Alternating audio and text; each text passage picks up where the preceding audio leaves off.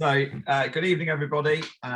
Welcome to the Abersoch race live Q&A. I am Andy Hamilton, affectionately known as Coach Hamo.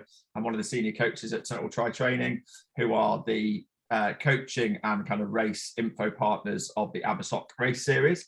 I'm proud to say that I am joined by two brilliant female athletes and also former winners of the Abersoch races, which is Bex Holland, who is also a coach for TTT.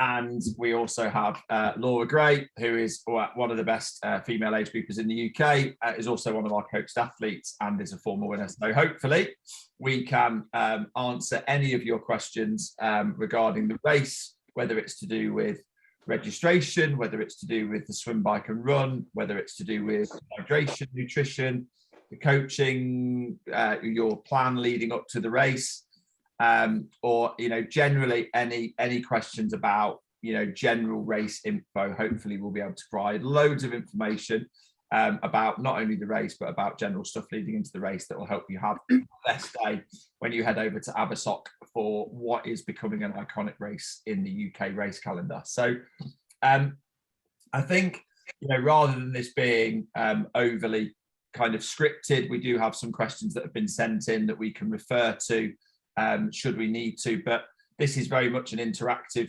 live Q&A. They're a bit boring. We probably spend a lot of time at work during the day listening to death by PowerPoint and death by presentation. So this is better for people interacting with myself and Laura and Becky in terms of questions for the race. The race is not that far away, so hopefully some of it's not going to be around how do I get fit enough to get to the race, because it's a bit late, but hopefully there'll be loads of questions around the mechanics of racing, the course itself, and with these two former winners here, I am literally going to sit back and hopefully just pull the strings than actually take much of a part in it. So everybody can come off. We are recording it, but everybody can come on video. If you wish to come on video, you're confident to do so, feel free.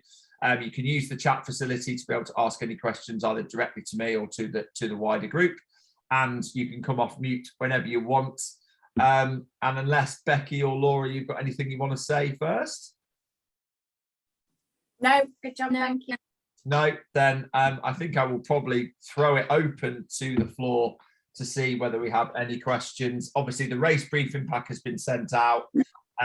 There's lots of information on the triathlon website, on the Abersoch race series website as well, and on the Rock website as well. So if anybody's got anything that's not included in those, or they want to ask specific questions, now is your time. So I will open the floor to see if anybody has any questions, which is always a brave move. We could get anything. So hopefully someone's brave enough to want to start. No one. This is where it gets a little bit where you watch the bale fall across the road. I tell you what, while someone's being brave to answer a question, Hamo, it's not a question, I'll preempt a question that you won't ask now, but you'll have on race morning when you're trying to park your car. I recently did the Rock a couple of weeks ago, and the car park is right by transition. It's really, really handy. You do need to pay for parking because the golf club own it, and if you don't, they scan you on the way in, so you will definitely get a ticket. But I went to pay just with a normal contactless card, and I stood there like a lunatic for about 10 or 15 minutes trying to get it to work, and I couldn't. And I flagged down a load of other people, and none of them could get it to work. And in the end, I downloaded the Parking Eye app, which is detailed in the instructions. So if I was going to give you one top tip, if you need to park your car, download the app before you go and use the app to pay, so you're not stood there waving a card around in the car park trying to pay. It's just one stress removed.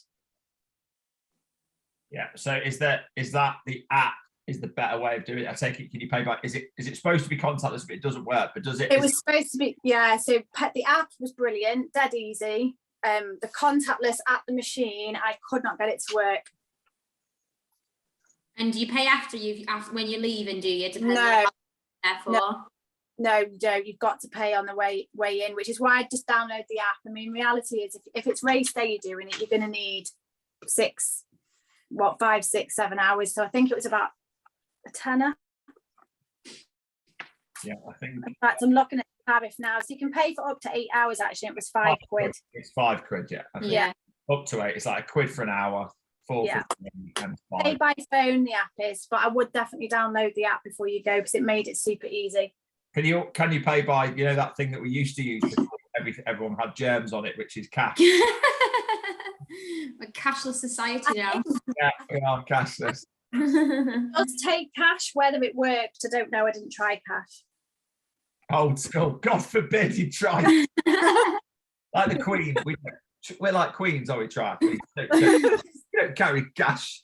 We don't carry cash. I think that's a really good point, Bex, and I'm sure because we are going to send a live link to this that Mark and the race team will put live out to athletes so they can watch this back, and I'm sure that's probably a very, very handy point.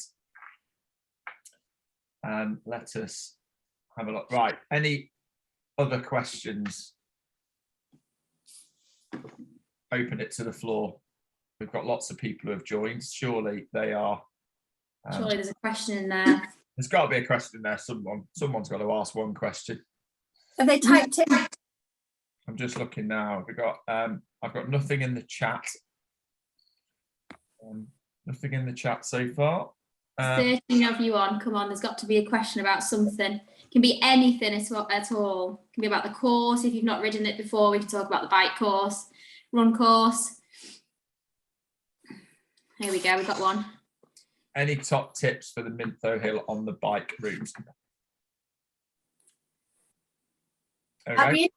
If me and Laura would ride that the same way. Oh, this is good. This is good. Now, are we going to go good cop, bad cop? No, are we going to go massive? Go massive. Don't worry about the rest of the race. Or are we going to go blow up? I mean, there's two things on Mintho Hill. There is a prize for the King and Queen of Mintho. So yeah. Before you even start, you need to make a decision whether you're going for that or not, right? If you want that, then you need to go hard, and that's it. And probably be prepared to sacrifice a little bit on the after to recover. So there's that option, which is option 1. Option 2, and this is the way I would ride an undulated bike course, and then I'll hand to Laura because Laura might do it in a different way. I would definitely try and keep my speed on the inclines and go ever so slightly over my threshold on the uphill, because riding a bike course well is about speed. So that would keep my speed up, and I will know I go up and over the brow, just over threshold, and then I would knock it off as I just come up and on the descent the other side. So slightly over threshold would be my tip if you're not going for King or Queen of Mintho, and then recover a little bit whilst you've got your speed as you've gone over the brow. And then Laura, what would you do? I actually probably would ride it exactly the same, because you can recover over the top. I think the hill is only about, is it 3 miles in or something? So you haven't really been on your bike that long. So you've got quite a bit of time after the hill to recover before you even think about running. What I was going to say now. How hard? Lost my thought. How hard? Well, what is it? I think it's anything up to about 10 minutes of climbing, isn't it? Depending on how hard you go. So I'd say the fastest male is probably going to ride it in about 5 or 6 minutes. Maybe the fastest female, sort of 8 minutes, 7 or 8 minutes. I can't really remember what I did it in. I remember Kat Connell did beat me up at there and got the quam. But yeah, it's probably about between 5 to 10 minutes of hard riding. So you've got time to recover on the other end. But maybe gradually build into the climb if you're a little bit worried. The best thing is about the prize is it's a case of beer. Yeah.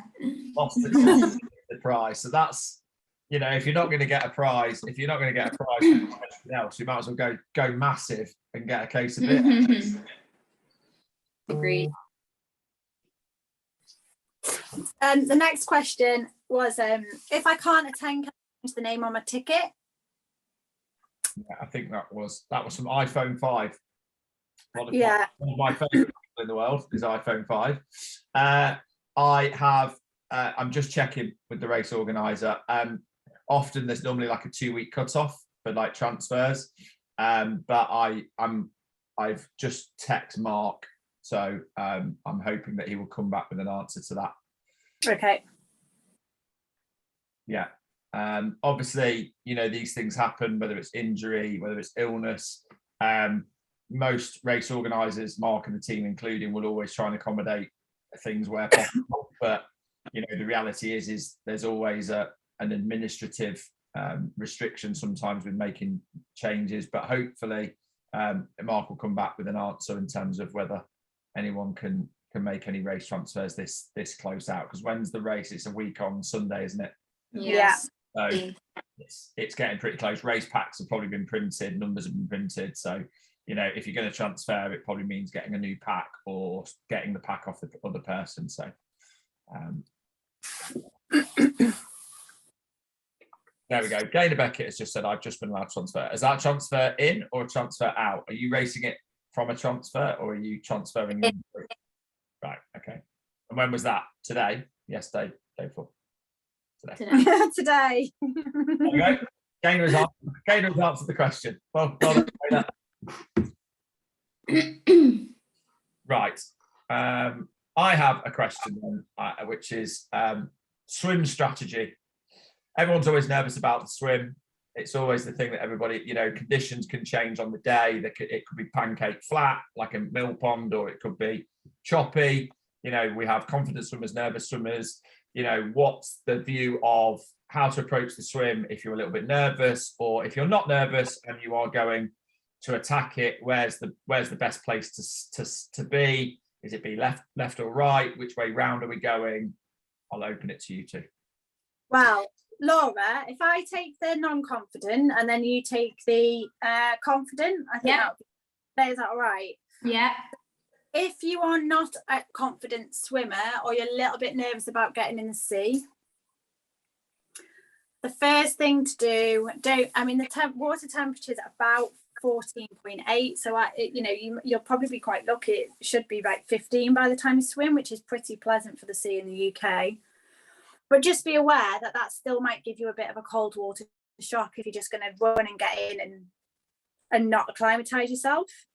So my first tip would be 5 minutes, 10 minutes at the max most, just go and get in the sea and get wet and put your head under. If you're not quite a fan of doing that, at least put water down your wetsuit, but take away that cold water shock that you potentially will get when the gun goes and you all run into the sea. So that's the first tip. The second thing is in Abersoch Triathlon, it's a beach start. So be aware that it's a beach start. They'll blow a gun and then everybody will run into the sea. If you are not confident, let all the confident people go at the front of the start line and just hang near the back and let them all go. Your start time doesn't go until you cross the timing map. So you've got time to let them run off and go and do their thing. So put yourself nearer to the back and then start at the back, run into the sea. You should be acclimatized because you've already got in, and then get in as quickly as you can and get into a stroke. If you're lucky, it'll be pan flat, and it's quite a nice swim course. You go out to a buoy, pretty much out to a buoy and then along the beach, and then back round and then back along. So you will notice that the tide will push you one way or the other, depending whether it's coming in or out as you're swimming. So then my next tip would be make sure that you are sighting every 6 to 8 strokes, so that if you are off course, that you correct it as quickly as you can, because you don't want to swim further than you absolutely have to. If you're going to follow someone's feet, that's an amazing idea, and I would recommend it, particularly if you find yourself in a nice position on someone's feet getting a bit of a toe. But make sure that you're still looking where you're going, because just because you're following some feet, it doesn't necessarily mean they're going in the right direction. Keep your breathing under control. Don't panic. And if you do feel a bit panicky, particularly around a turning buoy where there might be a little bit of a cluster, just take a couple of strokes, breaststroke to get your breath and then get back into your rhythm. There'll be people on the course in canoes and paddle boards. If you do get into difficulty, you just roll onto your back and put your hands up and they'll come and see you. So, and you'll also float in your wetsuit. So nothing bad's going to happen. Just don't panic and stay calm. So as a non-confident swimmer, to summarise, start nearer the back on the beach, let the fast ones go first. Make sure you've acclimatised before you got in to take away that cold water shock. Make sure you sights every 6 to 8 strokes. Don't panic, stay calm. And if all else fails, couple of strokes breaststroke to get your breathing back under control, and then go again. And then I'll hand over to Laura for the I think Bex covered quite a lot there of the course, to be fair. But yeah, if you're a confident swimmer, get yourself like at the front. It is usually, and I do think, correct me if I'm wrong, it is a mixed start, male and female. Is that still right for this year? I think so. So, you know, don't be afraid to get stuck in with the males. You know, there is always a little bit of sort of elbows out when you get going, but get yourself at the front and have confidence in yourself. It's about a 50-meter run along the beach before you're into the water.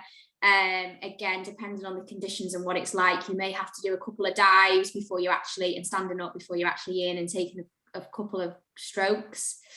The Aussie exit is still a thing, isn't it, guys? You're out about 300 meters, you're in for 300 meters, you're out and you're doing the Aussie exit.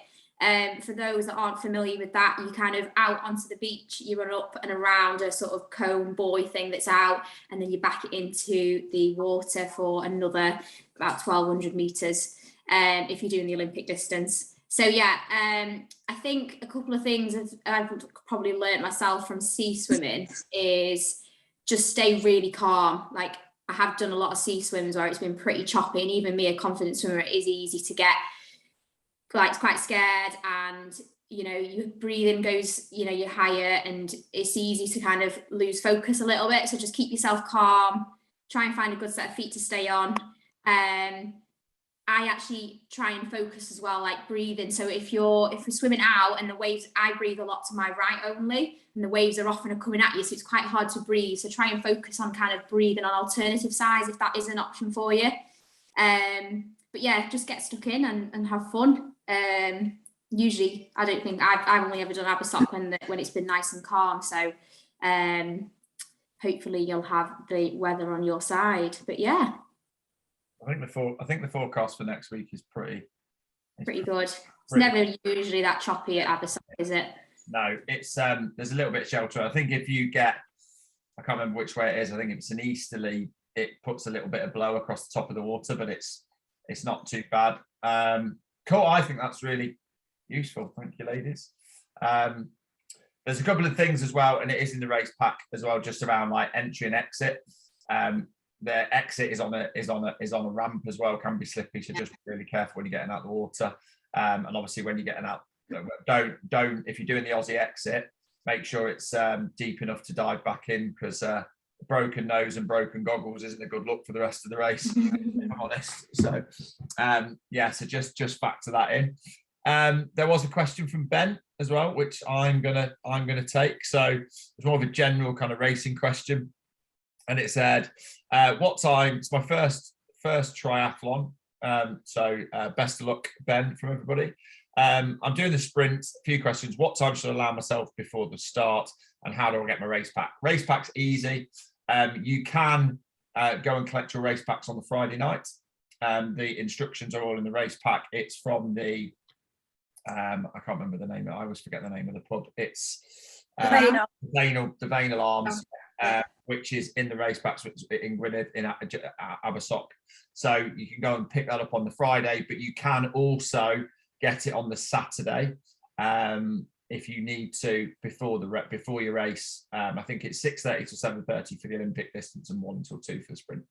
So yeah. And that's again from race control on the beach, near the beach cafe, I think, which is then. So you can get your pack the day before. In terms of like prep, it's always a big question. If it's your first one, the last thing you want to be doing is rushing. You know, and I would say that's the same for the day before the race as well as the morning of the race. Is don't put yourself under pressure. Start to plan things out a little bit. Get all your kit ready. I would say, I know it sounds like a long time. I would probably give yourself 45 minutes to an hour before your race start to have finished all of your prep. You know, that just gives you time to maybe go to the toilet, get your wet. You can put your wetsuit on, give you loads of time. There's nothing worse than rushing your wetsuit and sticking your thumbs through your wetsuit the morning of your first race. So, and that is a point as well. Actually, wetsuits are this compulsory wetsuit race because it's a sea swim. So everybody has to wear a wetsuit, even if you're the best swimmer in the world. So I would say give yourself 45 minutes to an hour before your race starts, if it's your first race, to have finished all your prep, because I guarantee what will happen is you'll go out of transition and you'll overhear somebody say something and you'll go, oh, I forgot that. I haven't done that. If you do that with 5 minutes to go, there's nothing you can do about it. But it could be you've forgotten to undo your shoes for your bike shoes or something, and you think, oh, that's going to save me a couple of minutes or a couple of seconds. Or you'll hear someone say, oh, don't forget, I'm going to take a gel when I get onto the bike, and you suddenly think, oh, I've not put my gel by my bike or whatever else. So I would say 45 to 60 minutes before the race start. It's your first race, it's a sea swim, there's going to be loads of people that will be buzzing, you'll be feeling amazing, you'll feel emotional, but like you just need to be able to calm down, get the heart rate low, ready for that race start. The last thing you want to be doing is putting yourself under pressure. And I'm going to tell you now, and I'm sure Becky and Laura will agree, is the clock travels very, very fast before race, right? Yeah. Half an hour goes in 15 minutes, goes in 5 minutes, and all of a sudden it's and the race is underway. So the longer you give yourself, the better, in terms of eating and drinking before race day. Before the race, you're looking at probably a couple of hours before your race to make sure you've had something decent, so you can and then you're probably talking about sipping an energy drink or something before the race, just to give you some hydration, especially if you're nervous. I don't know if you two want to add anything onto that. The only thing I'd add, just because you've just reminded me talking about setting up in transition, is another top tip I would give you for this race is make sure you are in a very, very, very easy gear. So when you rack your bike, just check you're in an easy gear, because you get onto your bike over the mountain line and you ride out of the car park area, and it's quite a short, steep hill. So if you are in a hard gear and your feet are clipped in, you're probably going to have to get off. So make sure you're in an easy gear. But it's really, really interesting and amusing for spectators. Yeah, if you get it wrong, falling off in front of me. You need to decide: do you want to provide the crowd with amusement after unclip, or you fall over, or do you want to start the best possible way, having not crashed? There used to be another race this still is, I think it's come back, Bala, which is very similar, which is you come out of transition and there's basically a boat ramp, and everybody always gets the wrong gear, and it's absolute poetry in motion, just watching people just exit ramp left and right. Because normally what happens is people ride down towards transition in a big gear and then rack their bike. So rack your bike, rack it on the rack, and then literally turn your pedals by hand and change into an easy gear if you forget. Might even consider having your shoes not on the bike as well, if you're not so confident. If you're going to try for the first time putting your shoes on the bike, this might not be the right race for it, because it might be slightly hard. And I think that, Laura, is a really good point. And I've said this, I've seen it recently, having got back into racing again, is the amount of people that see the mount line and think they have to get on as close to the mount line as possible. And the problem is for, not many of us are fortunate that we're getting out at the front of a race. You're getting out with other athletes around you. If everybody stops on the map straight after the mount line and gets on their bike, it's carnage. So if there is a little incline, sometimes to put yourself under no pressure is run past the mount line and even go to the top of the hill and clip in at the top of the hill. So there's definitely a bit of advice, which is there is no pressure or no expectation for you to mount as soon as possible. It's a mount line, i.e. you can't mount before it, but there's no rules about when you can mount after it. So give yourself loads of space before you mount your bike. That's always a good. I have to say, I do not have my bike shoes attached to my bike. I put my bike shoes on in transition and run out with them on. Particularly on that one, you definitely need to be pretty experienced to do a flying squirrel on it successfully. Yeah. And I just think as well, I think Ben, it's your first triathlon, so as you're coming off the bike, there will be a dismount line. You have to dismount before that line, not after the line. So on the way out, you have to mount after the line, but with the dismount, you have to dismount before the line. So there'll be someone there waving with a flag or something with a big line on the road. Just make sure you're off. Yeah, you're off before that dismount line, otherwise you will be penalised. Yeah, absolutely. Someone's made a really good point in the chat as well. It says they would recommend a towel or a small mat for transition. It is in the briefing notes, but the transition area floor can be rough, so don't wreck your wetsuit when you're trying to pull it off. Which is probably a really good point, actually, is as probably the swim coach here, is don't forget to like put Vaseline or baby oil or on your wrists and on your ankles and on your neck. If you're wearing a wetsuit, it does several things. Certainly on your neck, it stops chafing, and no one likes that kind of wetsuit love bite that they have on their neck for the next race, because people start to look at you funny. But also, the reason why you put it on your wrists and your ankles is it makes getting the suit on really easy. As I said earlier, you don't want to put a hole in your wetsuit at the start of a race, especially if it's a new wetsuit. Wear gloves. Yeah, or wear gloves, or put your hands inside carrier bags. It all works, right?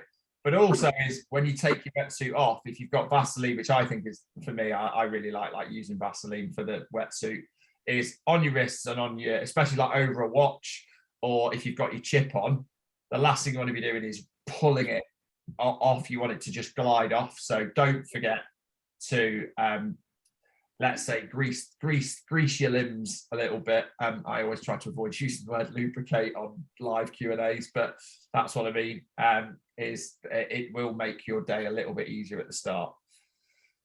Right, any other questions about swims or anything else? Open the floor again. Any other questions?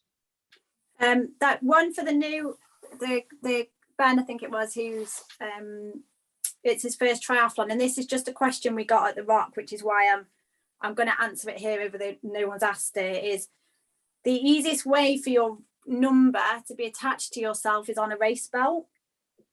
So if you don't have one, you can buy them dead cheap. I would recommend a purchase if you haven't got one now. We had a couple of athletes at the Rock who turned up with no race belt, and then they they didn't have the equipment to pin it to the top for their bike ride, and then they've got a different top they wanted to wear for the run. So I actually had a few spare race belts with me, so I lent them one. But yeah, don't forget race belt. It doesn't need to cost a lot of money, but it is super handy for your race number. And you can actually just keep the race belt attached, and then you can just step into it in transition. It's dead easy. Then you literally just step into it, and it's on the back on the bike and on the front on the run, so the marshals can see who you are. Yeah.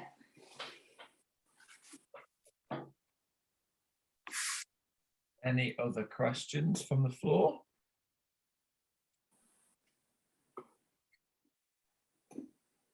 No. Andy, it's Shona. I rode the bike course the other week. The other thing I would say, just from a safety point of view, was once you've climbed up to Minertho and you descend, that it's on some lanes and it was quite gravelly. I was talking with my husband about it, and he said that when he's done it previously, he's seen people come off. So just be really mindful when you are descending. When you descend, there are some sort of sharper corners and there's quite a lot of gravel in the roads. So just kind of, it's fun to descend at pace, but just be a little bit careful on the corners. Yeah, the lanes can be quite narrow as well, guys, after the hill. So just be aware that you're going around the corners. There are always going to be other cyclists on the road. So yeah, just especially if you're on your aero bars, obviously you've got no brakes. So just be mindful of that. I think it's a good point that they're not closed roads, so that there will be traffic on them. So ride to the rules of the road. Be mindful that you're not going to go anywhere fast if you're on the floor.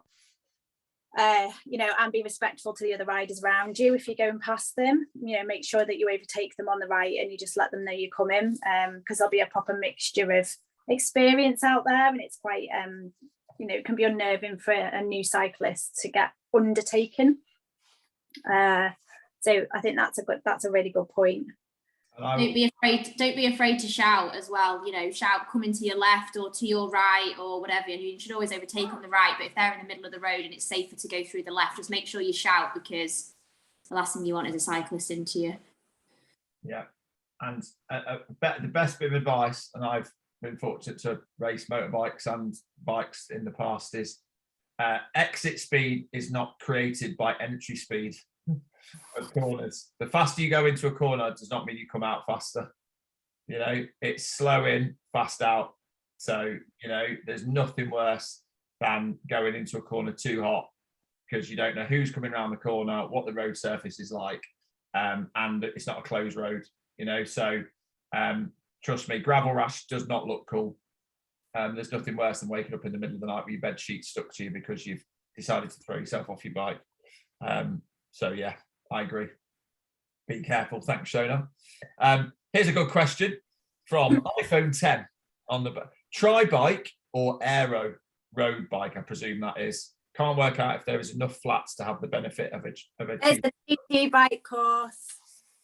TT bike all day long. Yeah, absolutely. It's not a hilly course. It's got a hilly. Selection. Would you go disc? Would you go deep sections? Would you go? I would go full TT setup. If you've got the option to, absolutely, yeah. I don't think it's going to make the disc especially a huge difference, especially with that little climb in the middle. But I think if you've got the option to, ride it, yeah, definitely. And they sound cool, and they sound fast. That, as we know in triathlon, is worth minutes. Yeah, I think the other point on the bike, while we're talking about the bike stuff, you know, be mindful how you ride on your bike. As we've said, I would go slightly over threshold on the ups to keep your speed up, and then you can use the flat downhill on the other side to recover. Make sure you're thinking about your fueling on the bike, particularly if you're doing the Olympic. If you don't get your fueling right on the bike, you are not going to run well off it. And depending on your size, that's probably somewhere between 80 grams and, I don't know the top end, Andy, because I'm not a big person, but 100 grams per hour? Well, I think sprint distance is probably a little bit more around just trying to keep yourself topped up. But certainly for Olympic distance, especially given the course profile and the fact that you're probably going to be out there for between 2 to 3 hours, the golden rule is normally a gram of carbohydrate per kilogram of body weight per hour. But that is asterisked with the depending on what you've been training to, because you can train your gut to take in more. So, you know, if you take Dr. Sam Shepherd, one of our athletes, head of total endurance nutrition as well, he can take 120 grams of carbohydrate per hour when he's racing, you know, because he's trained his gut. That is quite a lot. That's quite heavy. But normally the rule is 70 to 90 grams, because most of us are between 70 to 90 kilos, but or under. So yeah, I would say that's your golden rule. So that's probably a bottle of energy drink and a gel per hour. Yeah. On the bike. But you know, lovely scenery. It's a beautiful bike course. It is dead easy to forget to drink and eat whatever you've planned to eat. So don't forget. If you forget, you know, you'll be fine on your bike, but the run is lovely. It's quite flat out along the front. And then there is a nice undulation, let's call it, quite early on, which is quite short, but it is a little bit steep. So you can run it, but you need to just probably, one, know it's there and it's coming, and two, just get your head in a good space while you're going up that. It's very, very, very tempting to walk it, but it is runnable. But it will, if you remember to eat and drink on your bike, for the Olympics specifically, it will make your run much more pleasant. Pleasant. That's pleasant-ish. Pleasant. It's a hard run. Let's be honest, you wouldn't describe the first mile of any triathlon race as pleasant, would you? I call it And you have like styles to run over as well, don't you? For like us little people, that's quite hard. what like Lilliput, the people from Lilliput, the carnival folk. Yeah, yeah, I would say it's settle into run pace. Yeah, don't go off hard. It is tough out there. Save some for the end as well, because you finish on the beach and when your legs are tired, trying to run through sand is not the easiest. So just pace it well and eat well. Yeah, definitely, it's not won or lost in the first mile of the run. But it's a good point actually, because it is quite a mixed run. There's a bit of everything in it, and there are maps in your race packs and in the race briefing. Do make sure you know where you're going. I say this all the time as a race director and as a coach, is marshals are not there to tell you where to go. They are there to ensure your safety and others around you. So a marshal could tell you to go the wrong way, but it's not their fault. You should know the course and know where you are going. But luckily there are marshals at all the key points. But I would say familiarise yourself with the swim, bike and run routes as best you can. And if you're going for the weekend, you're making a weekend of it, go and have a look the day before. Perfect question, Gaia. Perfect segue. Trail shoes or trainers? Trainers. Trainers. Race trainers, yeah. I think besides the sand section out and back, you're pretty much on road, aren't you, really, most of the way? So still suitable for trainers. I think you'll be fine. That trail shoe's a bit heavy. It's heavy enough going on the sand as well. So I was doing it, and if I was doing it, I'd have my carbon ones on. Yeah, Vaporflies all the way. All right, Beck, with your full aero and your disc and your carbon plated run shoes. Right, whoever says triathlon is not a middle class sport. Or you can wear whatever you wish. You can wear Crocs as long as they're comfortable and you can run in them. I'm not understanding this Croc fashion, guys. I don't get it. Is anyone else? I think you've got to be born around a certain year, which unfortunately I probably fall into. That they've got holes in Crocs to let your dignity out of. Sorry for anyone that's currently sitting on this Q&A wearing a pair of Crocs. Other really ugly footwear are available. Any other questions from the floor? It's good so far. We've already done 5 minutes. So any questions on race registration, swim, bike, run, fueling? Anyway, we've talked a little bit about that. The kind of lead up to the race. I know we've got a few newbies on, whether it's around what should you be doing the day before, or anyone want to put a question on the chat or ask a question? Nope. Well, I will ask a question then. So leading on from what I was saying, so Laura, Becky, what would you do the day before a race? What's your go-to race prep? I reckon all three of us will probably say the similar thing. What's your go-to from getting up to like, what are you going to do the day before a race? Want me to go first, Bex? Yeah. Probably very similar to Bex, like Hamo said. Usually the day before, I'm up pretty early, try and get the training, the sessions in early enough so that I can recover for the rest of the day. So usually that entails a easy run first, which is about 20 minutes, 15 minutes or so, really easy, just sort of stretching out the legs, and then add a couple of strides in just to get some pace in there. I usually do that first, and then I usually bike for about 30 minutes. If the weather's kind, I'll just take the race bike out with full race setup and just do 30 minutes with maybe sort of 4 lots of 90 seconds at race pace effort with some good recovery in there. I always try and run first just because it takes a little bit more out of the legs than the bike does. So then you can sort of bike the run out of the legs and get that done sort of early doors, and then sort of spend the rest of the day recovering. If I have access to and time, I may get in and do a sort of 20-minute easy swim, but tends to just kind of be the bike and the run because of time.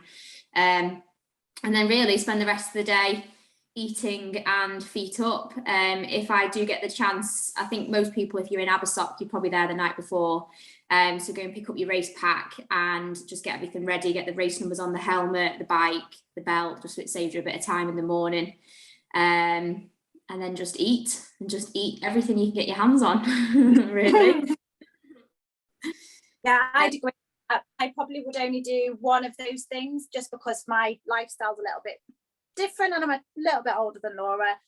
So I would probably normally just ride my bike. I wouldn't run the day before. Again, it'd probably be about 40 minutes, very easy, full race setup. I'd take my bike out and put everything on it and make sure, nothing's loose and all that good stuff. And put a couple of short 15 seconds, maybe 30 seconds efforts in just to wake my legs up. Ideally, in an ideal world, you would get that done first thing in the morning, but probably more than half of you don't live in an ideal world and you're probably running your kids around in sports. So try and get it done as early as you possibly can. But definitely try and get out on your bike in full race setup and just check all over as priority. If you can only get one thing done, that's the thing that I'd go for that reason.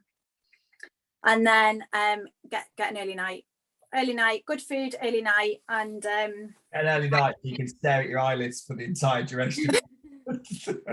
Yeah, you're probably not going to get much sleep. Let's be honest, right? So I'm gonna chip in with Mike because I think I'm a perfect hybrid of the two of you. So I myself and all my athletes have a bike and a run bike into a short run off, but like literally 10 minutes, early as possible, full kit.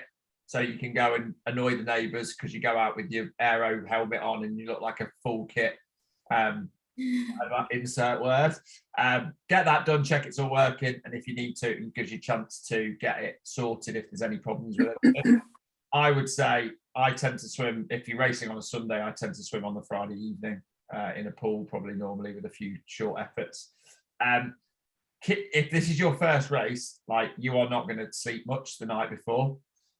But rest and recovery is still going to take place even if you're not sleeping. So get to bed early, turn the lights off, turn your electrics off as early as possible. Yes, you're probably going to stare at your eyelids for a few hours, but stay in bed as long as you can. The key night sleep is always the night before the race. Other than getting up to do your race prep, the earlier you can go to bed 2 nights out, the better. And then pretty much spend the day before the race doing as little as humanly possible, I would say. Yeah. Hydrate, keep hydrated. Yeah, and I think that's a good one is, eat and drink as you would normally. Don't do anything different. Don't all of a sudden start eating super healthy food if you're not used to it.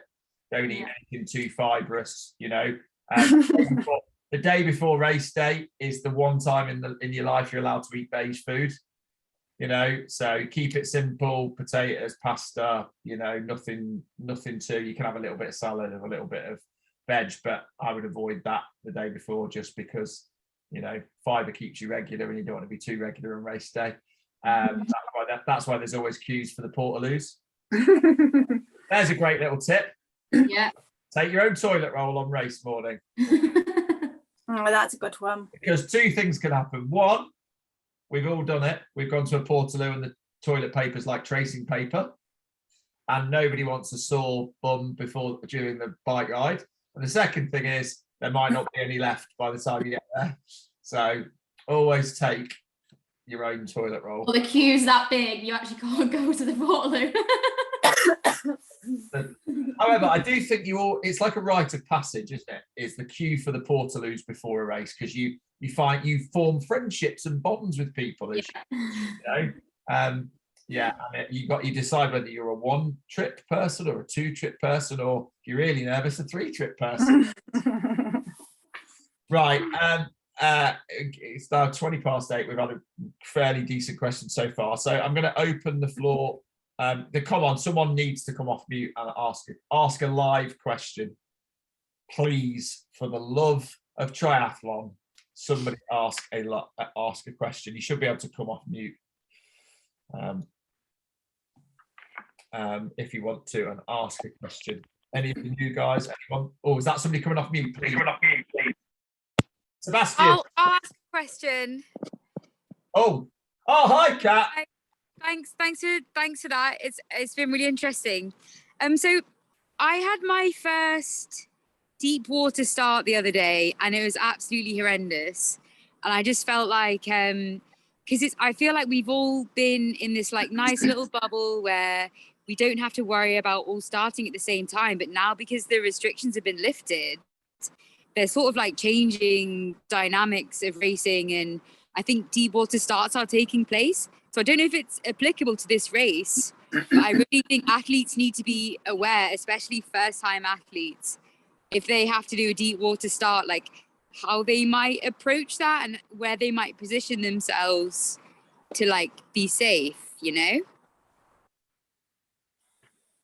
Well, just for you, Kat, is we talked about that earlier, but this is a beach start. So you run into the water. And ideally, you want to, if you're not very confident, go at the back. Okay. I'm sorry that I missed that. But that's right. That's fine. And it's good for us to reiterate what we've already said. Even on a mass start, guys, if for not this race, for any other race, I'd still say if you weren't confident, just get yourself at the back a little bit so you're not involved in all the chaos at the front. And just until you get used to it a little bit. I would say, and this is I think this is a really good point. I think, Kat, you touched on it as well, is whether it's a mass start, whether it's a beach start, or it's a deep water start, is nobody, including the fastest swimmers, wants to get caught in a massive group of swimmers, right? Everybody thinks that if you're confident, you don't mind being in a pack, right? You actually don't. You want clear water. Unless you find a fast set of feet, other than that fast set of feet, you don't want to be surrounded by, you don't want to be having a fight, you don't want to be jostling. You know, nobody wants to do that, whether you're the best athlete in the race or the worst athlete. You know, so, you know, the best thing you can do is find your own space, settle in, and that could be starting way left, it could be starting way right. You know, some swimmers even prefer swimming a little bit further to avoid being part of the mass. So they almost start a little bit wider and they come in a little bit tighter for the turn buoys. There are different strategies, but fundamentally, you know, the most issues with things like heart rate or panic happen at the start of a race. That happens whether I've seen the best swimmers in triathlon have panic attacks in the water by getting into a situation that is uncomfortable. So yeah. Always say, get out of dodge. Don't. It's quite nice to feel in amongst it during the beat. That there is something about that, but once that gun goes, the sooner you can get yourself into clear water, the better. You know, and that could be super confident in open water. And on a mass start, I will always go at the side, far right, nearer to the back, out the way, so I get clear water, accepting that I may swim a tiny little bit further. But that for me is better than getting involved in a punch up, which will happen if I put myself in the middle at the front, because I'll just get swum over. Yeah. It's the only time when triathletes turn from lovers to fighters. Yeah. But yeah. I don't mind it, but I realise I swim way quicker than the sooner I'm out of trouble. You know, I recently raced the Yorker 70.3 and I actually ended up swimming on the inside of the line of boys going. It was a clockwise start and I ended up swimming, but I was on my own. It was because everybody was trying to stay really tight to the boys. So, you know, you can do it as long as you're not cutting the course, you're fine. Was Sebastian, were you going to ask a question? Yes, I have a very quick question about the run, specifically along the beach. I haven't been to Abersoch yet. Is it kind of loose sand that is kind of quite hard to run through, or can you take a line on the kind of tidal section? From memory, yes, it's quite hard. It's quite wet sand on the way out, and you can take a pretty good line through the wet sand. On the way back, though, it was quite hard to run on. I think it was much drier sand on the way back, but it was like 3-4 years ago that I did it. So I don't know if Bex or Hamo can elaborate. Yeah, I mean, I've obviously just done the rock, which goes along the beach. And I'd say I would have said, had I not done the rock a couple of weeks ago, it's quite hard sand but actually even what you'd call hard sand was actually super soft under my feet when I was running on it tired. But you've got your really soft sandy stuff, like, Baywatch type sand, and then where the tide's been. So yeah, I would is that identified by Pamela Anderson standing on the beach? I don't know, that's just the thing that I've got with now. I've just invented Baywatch sand, but where the tide's been in, it's a little bit harder, so definitely make a beeline for that on the way out. When you come back onto the beach, you come over either 1 or 2 groins, I can't remember, but if you are small, they are quite big. They feel quite big when you're really tired. So you do have to kind of like G.I. Jane over them a little bit. You are on the upper side of the beach when you're coming back, which is on the Baywatch type sand. So you can I love the fact, Bex, that you are just filling this with 1980s and references from Baywatch to G.I. Jane. I'm sure if you get an Airwolf and a Future Hazard reference in there if we try hard enough. You can come along that sand, the soft sand, or I would drop lower and come along the harder sand. To go through the finish shoot though, you do need to come back onto the soft sand. So the very, very last bit, you're going to have to run on that very soft sand, which is fine because by that point, you're getting your hair, smile, face, sweat wiped off, ready for your finish line picture. Yeah. So use that extra time that you might go a tiny bit slower in that very soft sand to prepare yourself for your high fives and your finish line photo. That's great. Thank you very much. Don't forget to zip your tri-suit up as well. Nothing worse than a zipped down tri-suit. Because it is just on that, the BTF regulations or race regulations are for sprint and Olympic distance. It has to be done all the way up to the top. Otherwise, it is a disqualification. You are allowed to run with it down, but you have to do it up for the finish. And if it's a middle distance or a long distance, you're allowed it to the navel. The only difference is for females, if providing you have a sports bra or something underneath it, it is allowed to be undone. But normally with sprint and Olympic, it needs to be all the way back up for the finish. Any other questions? We're going to have one more question if anybody's got one. Got 2 minutes to go. I think it's been a pretty decent call. I'm very jealous, Kat, of wherever you are. It looks amazing. It does, doesn't it? And it looks like a pub. Are you at the pub? I'm at David Lloyd. Oh, David Lloyd, living the dream. Yeah, I'm such a hard-working athlete. Like my life's, stressful. I'm in my blanket, wine. So. That's a very nice. That looks. What's all the wine? Been all day Wednesday in it, guys. So need to have a drink. Right. Well, I think given the fact we've not had any questions, I think we've covered all of the points. I think it's fair to say on behalf of myself, Becky and Laura, thanks for joining the call. We wish you the best of luck for race day. If there are any questions or anything, do feel free to get into contact, whether it's via the race organisers or any of us direct for our social media outlets. We're happy to help. Have an amazing race day. The weather looks great. When the sun shines, it is one of the best races in the UK. Yeah. It's an amazing place to race, and I'm sure Becky and Laura will agree. It's brilliantly organised. It's going to be a good day. We wish you the best of luck and have a good day. Enjoy, guys. The atmosphere is amazing, so you'll love it. Good luck. Yeah. Bye. Bye. Thanks.